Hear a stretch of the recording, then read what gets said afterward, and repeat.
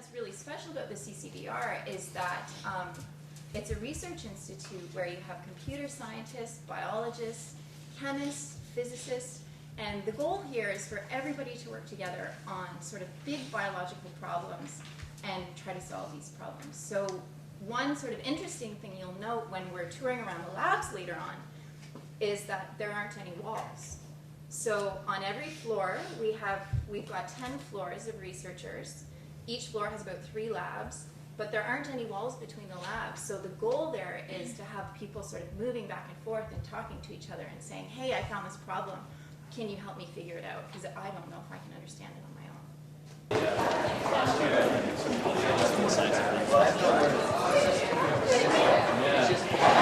Okay, so this right here is our sterile salt solution. So what you're going to do is measure 10 mils of this into your Falcon tube there, the 15 mil tube. Put it into the styrofoam cup, and then somebody's going to rinse with it, and then you're going to expel it into here. Detergent. That's okay. All right. It's not. It's dish soap. Yeah. How's it going? Put this in and I'll flip it. Nice. Looks like you're very gentle on your inverting. We will be. Good. Okay. Now invert. Really? Give it a little tap. There you go. Perfect. No. Is it in? Yeah, that's on. So then you want to take one of the tubes.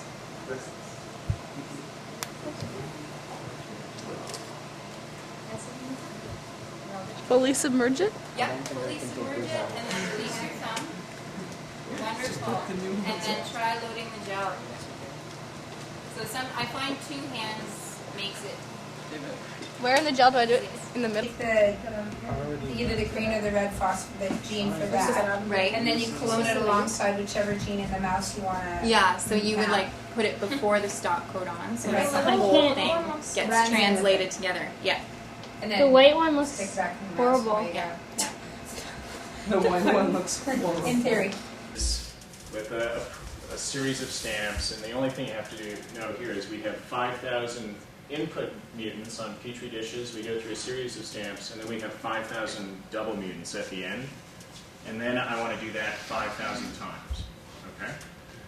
Yeah, that's weird. Yeah. That's really cool.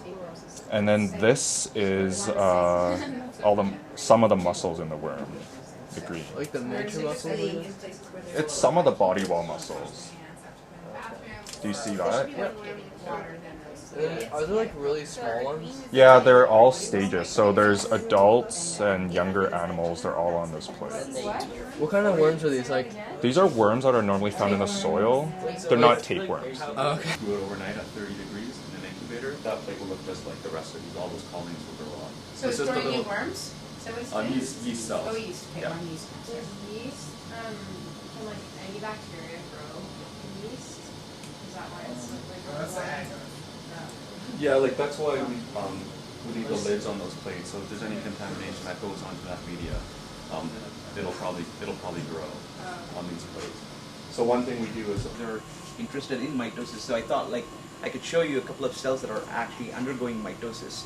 So here actually, this is a technique that we largely adopt in confocal biology. So basically I'm a cell biologist, so I look at live cells and see what is happening inside the cells, right?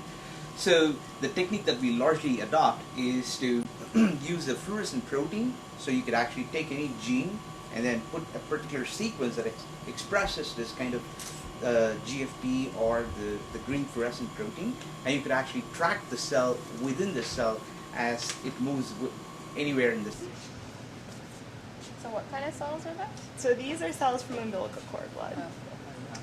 So our work is trying to grow them over time to try to increase the number of stem cells that we have within the whole slew of different cells.